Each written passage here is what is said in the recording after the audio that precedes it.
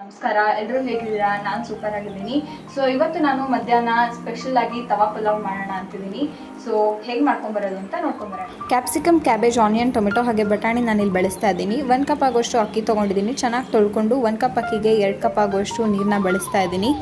ಹಾಗೆ ಇದಕ್ಕೆ ಅರ್ಧ ಚಮಚ ಆಗುವಷ್ಟು ಅರಿಶಿನ ಪುಡಿ ಹಾಗೆ ಒಂದು ಅರ್ಧ ಚಮಚ ಆಗುವಷ್ಟು ಎಣ್ಣೆನ ಬಳಸ್ತಾ ಇದ್ದೀನಿ. ಇದನ್ನು 2 ವಿಜಿಲ್ ಹೊಡ್ಸ್ಕೊಳ್ಳೋಣ. ಈಗ 10ರಿಂದ 12 ಬ್ಯಾಡಗೆ ಮೆಣಸಿನ್ಕಾಯಿನ ತುಂಬಿಡಿಸ್ಕೊಂಡು ಬಿಸಿನೀರಲ್ಲಿ ಒಂದು ಅರ್ಧ ಗಂಟೆ ನೆನೆ ಇಟ್ಕೋಬೇಕಾಗುತ್ತೆ. ನೆನೆ ಇಟ್ಕೊಂಡಿರುವಂಥ ಬ್ಯಾಡಗೆ ಮೆಣಸಿನ್ಕಾಯಿನ ಒಂದು ಮಿಕ್ಸಿಗೆ ಹಾಕ್ಕೊಂಡು ಒಂದು 7ರಿಂದ 8 ಬೆಳ್ಳುಳ್ಳಿ ಹಾಗೆ ಒಂದು ಅರ್ಧ ಚಮಚ ಆಗುವಷ್ಟು ಉಪ್ಪು, ಅರ್ಧ ಚಮಚ ಆಗುವಷ್ಟು ಜೀರಿಗೆ ಪುಡಿ ಹಾಗೆ ಅರ್ಧ ಚಮಚ ಆಗುವಷ್ಟು ಗರಂ ಮಸಾಲ ಹಾಗೆ ಸ್ವಲ್ಪ ನೀರು ಇದಿಷ್ಟನ್ನು ಹಾಕ್ಕೊಂಡು ಮಿಕ್ಸಿ ಮಾಡ್ಕೊಳ್ಳೋಣ. ಒಂದು ಬಾಣಲಿಗೆ 2 ಚಮಚ ಆಗುವಷ್ಟು ಬೆಣ್ಣೆ, 2 ಚಮಚ ಎಣ್ಣೆ ಹಾಗೆ ಅರ್ಧ ಚಮಚ ಆಗುವಷ್ಟು ಜೀರಿಗೆನ ಆ್ಯಡ್ ಮಾಡಿಕೊಂಡು ಕೈ ಹಚ್ಕೋತಾ ಇದ್ದೀನಿ. ಹಾಗೆ 1 ಕಪ್ ಆಗುವಷ್ಟು ಆನಿಯನ್ನ ಹಾಕ್ಕೊಂಡು ಫ್ರೈ ಮಾಡ್ಕೋಬೇಕು. ಇದು ಕಲರ್ ಎಲ್ಲ ಸ್ವಲ್ಪ ಚೇಂಜ್ ಆಗೋವರೆಗೂ ಫ್ರೈ ಮಾಡ್ಕೊಳ್ಳೋಣ. ಹಾಗೆ ನಾವು ರೆಡಿ ಮಾಡಿಟ್ಕೊಂಡಿದ್ದಂಥ ಚಟ್ನಿನ ಕೂಡ ಇದಕ್ಕೆ ಆ್ಯಡ್ ಮಾಡ್ಕೋತಾ ಇದ್ದೀನಿ.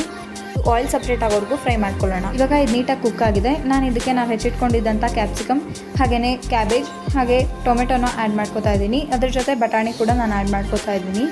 ಇದನ್ನು ಇವಾಗ ನೀಟಾಗಿ ಕೈ ಆಡಿಸ್ಕೊಂಡು ಒಂದು 5ರಿಂದ 7 ನಿಮಿಷ ಚೆನ್ನಾಗಿ ಬೇಯಿಸ್ಕೋಬೇಕಾಗುತ್ತೆ.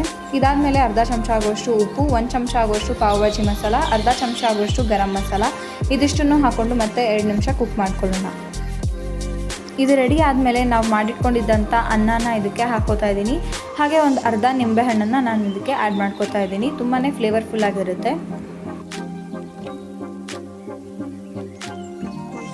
ಗಾರ್ನಿಷಿಂಗಿಗೆ ನಾನಿಲ್ಲಿ 1 ಚಮಚ ಆಗುವಷ್ಟು ಕೊತ್ತಂಬರಿ ಸೊಪ್ಪನ್ನ ಹಾಕೋತಾ ಇದ್ದೀನಿ. ಇದನ್ನು ಒಂದು ಪ್ಲೇಟಿಗೆ ಸರ್ವ್ ಮಾಡಿಕೊಂಡ್ರೆ ನಮ್ಮ ತವಾ ಪಲಾವ್ ರೆಡಿಯಾಗಿರುತ್ತೆ. ನೀವು ಟ್ರೈ ಮಾಡಿ ಹೇಗಿತ್ತು ಅಂತ ಕಮೆಂಟ್ ಸೆಕ್ಷನಲ್ಲಿ ತಿಳಿಸಿ.